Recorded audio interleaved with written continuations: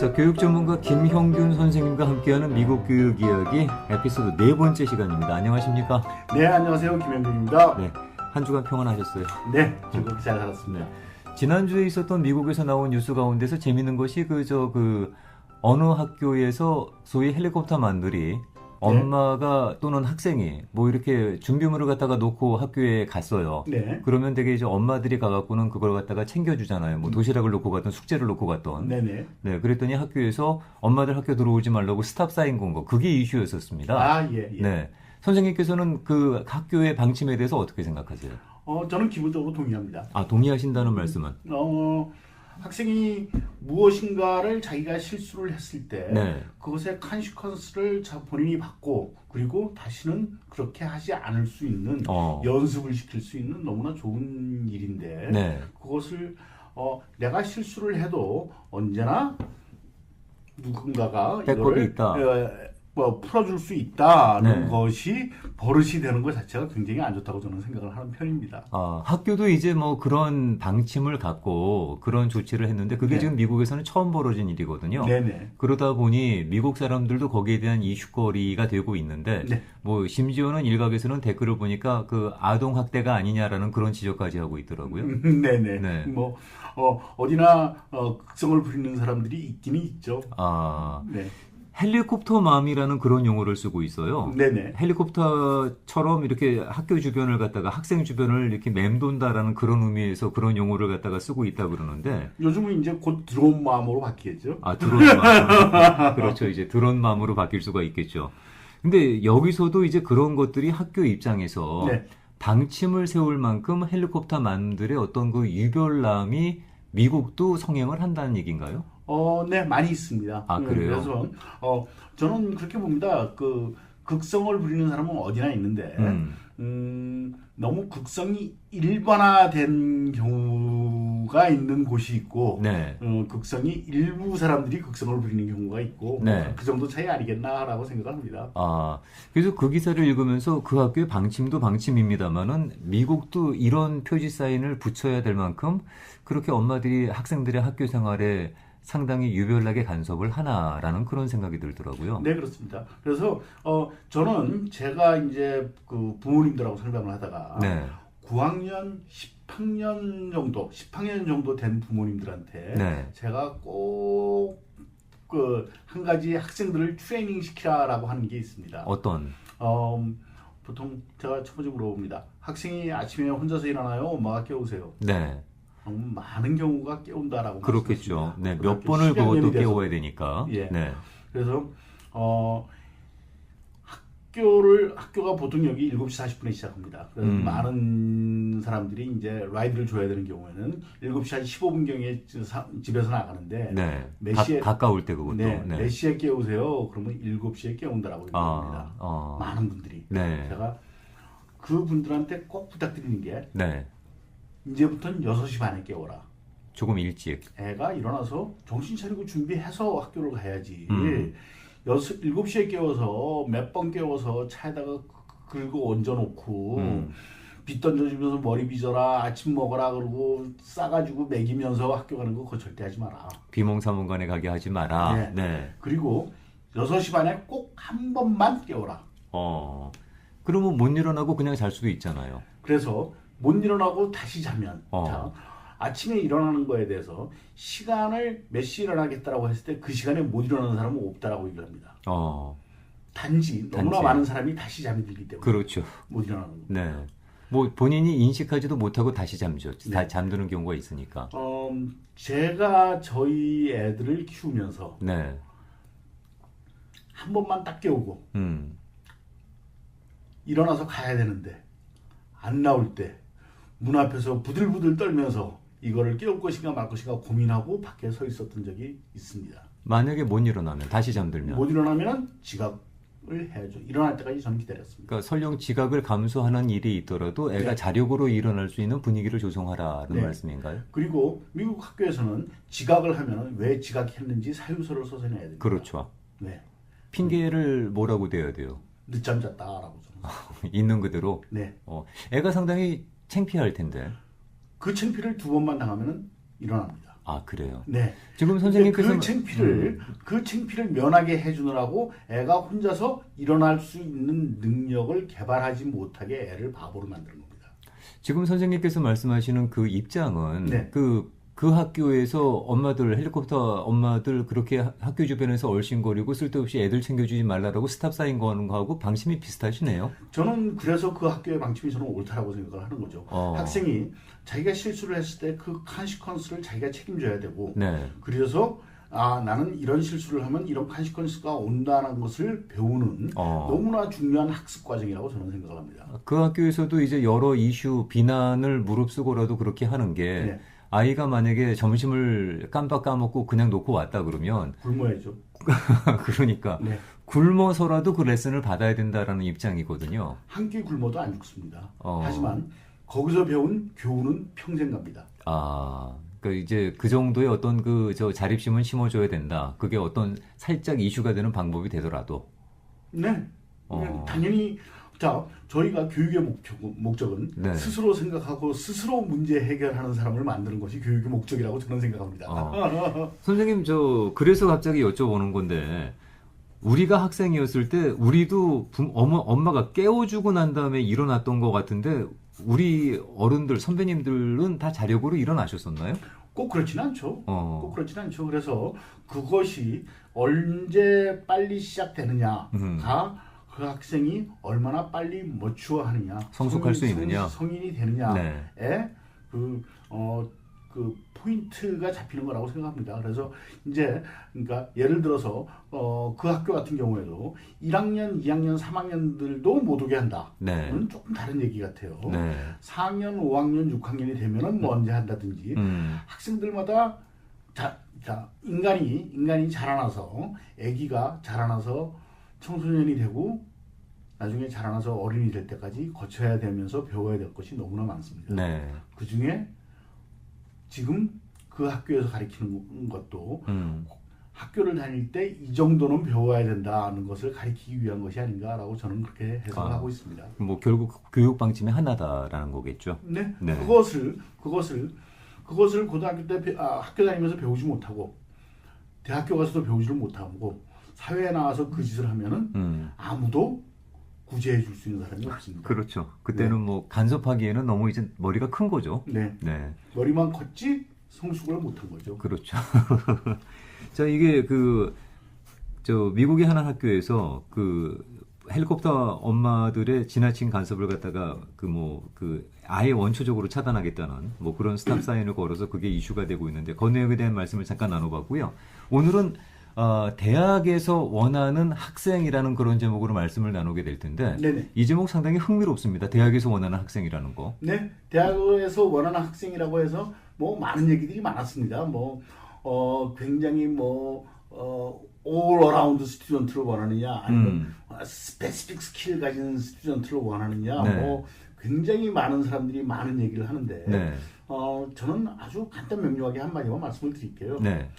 대학교는 비즈니스입니다.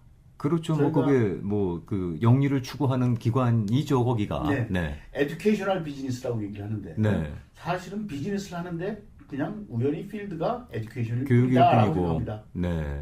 그래서 제가 있었던 일화를 하나 말씀드릴게요. 제가 어떤 모 대학 총장님이랑 네. 워크숍을 하는데 같은 팀이 돼가지고 3박 4일을 같이 있었습니다. 네. 그런데 그 학교가 굉장히 유명하고 좋은 학교입니다. 그런데 그 총장님이 사흘째 밤에 저녁에 술 한 잔 드시더니 이런 얘기를 하셨습니다. 어떤? 그 당시에 우리 학교 1년 등록금이 얼마인지 알아? 그러시더라고요. 그래가지고 그때 그 학교가 42,000불이었어요. 42,000. 1년에. 네. 1년에 42,000불짜리 등록금을 내는 학교였는데 네. 그러더니 우리가 학생 한 명당 쓰는 네. 버짓 1년 예산이 얼마인지 알아? 그러시더라고요. 그러니까 42,000불의 등록금을 받고 네. 학교가 학생에게 쓰는 돈이 얼마냐? 네. 얼마나 나왔는데요? 93,000. 93,000불을 쓴대요. 더블을 쓰는 거네요, 그러면은. 네. 그건 남는 장사가 아니잖아. 한 학생당 93,000불을 자기네 예산에 잡혀 있대요. 그래요? 학생 숫자로 나누면은. 네. 그래서 자기는 무조건 음. 학생 한 명당 네. 1년에 네. 5만 1,000불, 51,000은 무조건 잃도록 되어 있다는 거예요. 일단은 뭐 학생 한 명당 자기들이 그런 식으로 저 대처대조표를 따져보게 되면은 그거는 무조건 더블 이상 손해를 보고 있는 상황이네요. 네, 그렇습니다. 네. 그래서 근데 그 학교가 돈이 굉장히 많은 학교예요. 지금 미국에서 이제 돈 많은 학교들을 많이 얘기를 하는데 네. 돈 많은 학교 1등은 지금 현재 하버드입니다. 그렇죠. 하버드 뭐 동문들 하버드 기부 때문에. 뭐 지금 현재 38 빌리언이라고 얘기를 합니다. 재벌이야, 재벌. 네. 네. 38 빌리언이면 얼마나 많은 돈이냐? 여러분들이 이해하기 쉽게 비교를 하나 해드릴게요. 네. 미국 내에 한인 사회에 한인은행이라고 분류되는 은행이 17개인가 18개인가 있습니다. 네. 그 은행들의 예금고를 다 합하면 11 빌리언이 조금 안 됩니다. 아, 그래요? 네. 네. 근데 한 학교에서 38 빌리언을 가지고 있습니다. 어마무시한 금액이죠. 네. 어마무시한 금액이죠. 그런데 제가 말씀드렸던 학교, 네. 그 학교는 사이즈가 굉장히 작은 학교입니다. 어. 한 학년이 180명짜리 학교입니다. 그렇구나. 네. 네. 그런데 그 학교가 돈이 많은 순서의 랭킹으로 한 10위쯤 되거든요. 아, 그래요? 네. 그러니 학생 1인당 가진 돈의 비율로는 최고겠네요, 거의. 네. 네. 최고인 오히려 하버드보다 더 많다고 볼 네. 수가 있겠네, 비율로 따지면. 자, 42,000불을 받아서 네. 93,000불을 쓰고 매년 한 학생당 51,000불이 까지는 그 학교에서 네. 그 많은 돈을 모아가지고 있습니다. 어, 그 많은 돈이 그러니까 뭐 학생 숫자하고 이렇게 비교를 하니까 그런데 그러니까 하버드나 그 학교 같은 경우 돈이 많은 정도가 얼마냐? 그 학교의 돈을 은행에 넣어놓고 네. 은행에서 나오는 이자만 가지고도 네. 전교생을 네. 등록금 공짜, 기숙사비 공짜, 책 공짜, 용돈까지 줘가면서 해도 원금에 손을 안 대고 가능할 정도로 많은 돈을 가지고 있습니다. 전액 무상이 가능할 수 있을 만한 금액이에요? 네. 네. 전액 무상을 해도 원금에 손을 안 대고 이자만으로도 가능할 만큼의 돈을 가지고 있습니다. 아니, 학생 한 명당 오히려 등록금에 비해서 네. 오히려 나가는 돈이 더 많아갖고 소위 아작기가 나는 그런 지금 계산법인데 네. 어떻게 그렇게 많은 예산을 확보할 수가 있었을까요? 글쎄 말입니다. 그래서 그러니까 튜이션을 받아가지고 비즈니스를 하는 대학이 아닙니다. 지금 그 대학만 그렇습니까? 아니면 미국의 거의 모든 대학이 튜이션에 의존하지 않는다는 얘기세요? 굉장히 많은 학교들이 그렇고 이른바 유명 학교, 명문대. 명문대라고 불리우는 데들은 다 그 상태를 넘어서 있습니다. 그 상태라는 건 그러면은 학생들한테 그만큼 투자를 더 많이 한다는 말씀인가요? 투자를 충분히 더 많이 하고도 돈이 굉장히 많이 모여 있을 정도의 상태.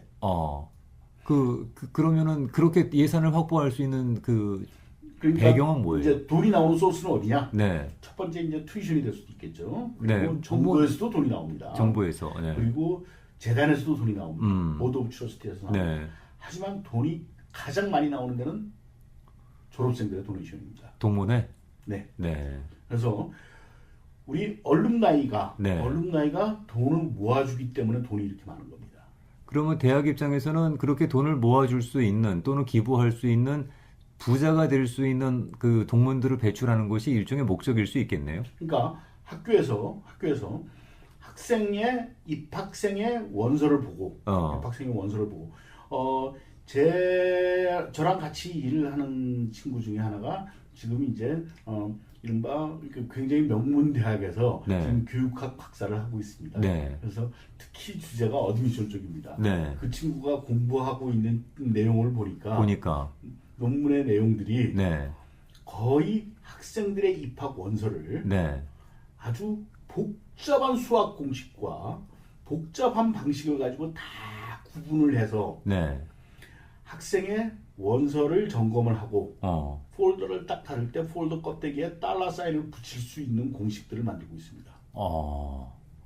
도대체 네. 이 학생은 나중에 우리 학교에 얼마짜리냐가 계산을 합니다.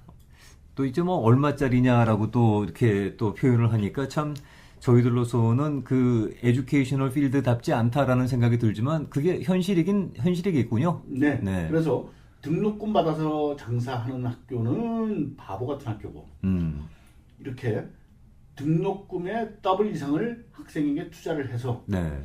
이 학생이 나중에 잘 되고 학교에 도네이션을 함으로써 네. 그 도네이션하는 돈을 모아서 아주 떵떵거리는 부자가 되는 학교가 네. 비즈니스를 잘하는 대학이죠. 그러면 결국 그 대학이 재정난에 허덕인다 그러면 그거 비즈니스 제대로 못한 거네요. 다시 말씀드리면 학생 제대로 못 뽑은 거네. 좀 그런 면이 있죠. 네. 네. 그래서 그 총장님이 네. 그 얘기를 할 때 너무너무 프라우드한 표정이었습니다. 그래서 결국은 학교에서 원하는 대학, 네. 소위 명문대에서 원하는 학생들.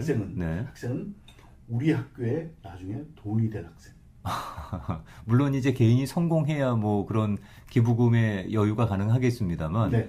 아무튼 뭐 그렇게 성공할 수 있는 학생들을 미리 그 본인들이 판단을 하고 뽑는다는 얘기가 되겠죠. 네. 어떻게 그런 학생을 잘 뽑고 그 학생들이 진짜 성공하게 만들고 네.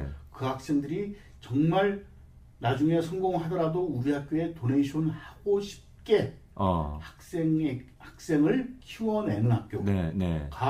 명문대죠. 그렇다면은 저희가 그냥 어드민스트레이션을 그러면 단지 그 입학 사정관 정도로 알고 있었습니다만 이 사람들이 학생들을 바라보는 시각은 상당히 복잡하겠네요. 우리가 생각하는 것보다. 네, 어드미션 오피서들에게 매년 보드 오브 트러스티에서 많은 고민을 합니다. 어떤 고민을 합니까? 보드 오브 트러스티에서 내년에 뽑는 애들은 과연 어떤 기준으로 뽑아야 될지에 대해서 굉장히 많은 고민을 해서 네. 여러 가지 지침을 내립니다. 네. 그리고 여러 가지 한 가지 중에 하나는 이제 비율도 맞춥니다. 올해 예를 들어서 내년에 남녀 비율 몇 대 몇. 그런 것도 미리 그런 가이드라인이 나오나요? 네. 인종 비율 몇 대 몇. 주별 비율 몇 대 몇. 그런 것들을 쫙 다 내려줍니다. 그런 것들이 제가 한번 리스트를 본 적이 있는데 네네. 비율의 리스트가 37개더라고요. 그래요? 네. 비율을 맞춰야 되는 비율의 리스트가 37개더라고요. 그거 우리 일반 사람들이 미리 알 수 없습니까? 매년 바뀝니다. 그래요? 네. 그걸 뭐 좀 미리 알 수 있으면은 살짝 뭐 소수민족 우대를 많이 한다던가. 그거는 지금 현재 학생 비율을 보면 알죠. 그래요? 예. 현재 학생 비율은 공개하게 되어 있잖아요. 그러면 그거 갖고 어느 정도 저희가 지금 이제 판단을 좀 할 수 있는 기준이 되겠네요. 네. 그 학교의 출신들이니까요. 네. 올해 어쩔지는 모르지만 네. 여태까지 그랬으면 앞으로 계속 그럴 확률이 높죠.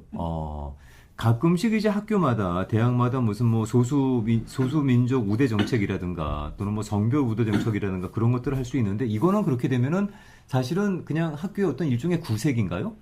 구색이라는 게 아니라 과연 어떤 조합을 이루는 것이 우리 졸업생들이 네. 나가서 이 사회를 잘 지배할 수 있겠는지에 대한 목표 비율이죠.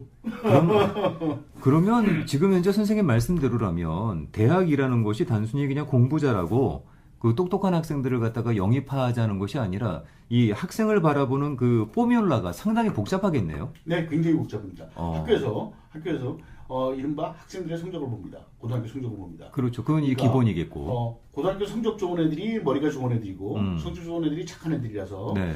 얘네들이 나중에 비즈니스를 하면 성공을 해서 나중에 우리 학교에 도네이션을 많이 할 것이다. 네. 라고 생각하는 바보 같은 학교는 아무도 없습니다. 아니 그런데 우리가 생각하는 상식은 이제 그렇게 뭐 공부 잘하고 똑똑하고 그런 친구들이 상식이 아니라 우리가 가지고 있는 프레임이 그런 것이지 실제 주의를 보세요. 그렇지 않습니다. 하긴요. 명문대에 실제로 누구나 들어갈 거라고 생각했던 성적을 가진 친구는 떨어지고 네. 그보다 못한 친구가 들어가는 경우를 참 많이 보아요. 네. 네. 저희가 한국식 교육에서는 네. 성적 순으로 나열을 해서 그렇죠. 순서대로 커트라인이 발표가 됩니다. 수능 점수로 자르니까. 네. 네. 특히 예전에는 더 했고 네. 요즘 뭐 더 복잡해져가지고 아닌 것 같지만 사실은 그렇잖아요. 그렇죠. 그런데 그 생각을 가지고 미국의 대학 입시를 바라보면은 네. 판판이 실패할 수밖에 없습니다. 그럼 저희가 갖고 있는 대학 입학의 어떤 인식 자체를 갖다가 현실화시켜야 될 필요가 있겠네요. 그래서 그 현실화시키는 것을 거꾸로 저쪽 편의 입장에서 먼저 시작을 해보는 거죠. 과연 대학은 어떤 학생을 뽑고 싶은가?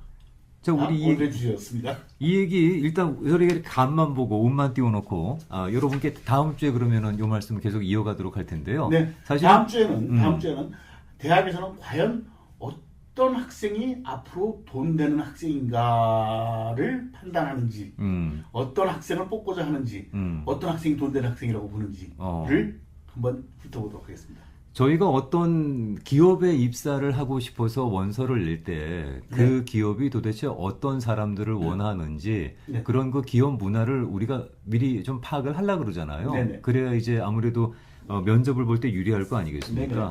원하는 대학이 있다면 그리고 미국 대학에 진학을 하기 위해서는 이 사람들은 도대체 보편적으로 어떤 판단 기준을 갖고 학생을 뽑는지를 알고 있어야 네. 그래야 저희가 접근하기가 훨씬 수월할 것 같은데요. 제가 여러분들한테 쉽게 말씀드릴 수 있는 방법은 대학은 돈 되는 학생을 원한다. 아, 네. 네. 또 그렇게 또 간단하게 그냥 그 밑에 계신 얘기를 해주니까. 자, 그러면 도대체 그 돈 되는 학생들은 어떤 학생이라고 각 대학은 생각을 하고 있는지 그 말씀은 저희가 다음 주에 뵙고 말씀 이어가도록 하겠습니다. 오늘 말씀 잘 들었습니다. 네, 감사합니다. 고맙습니다.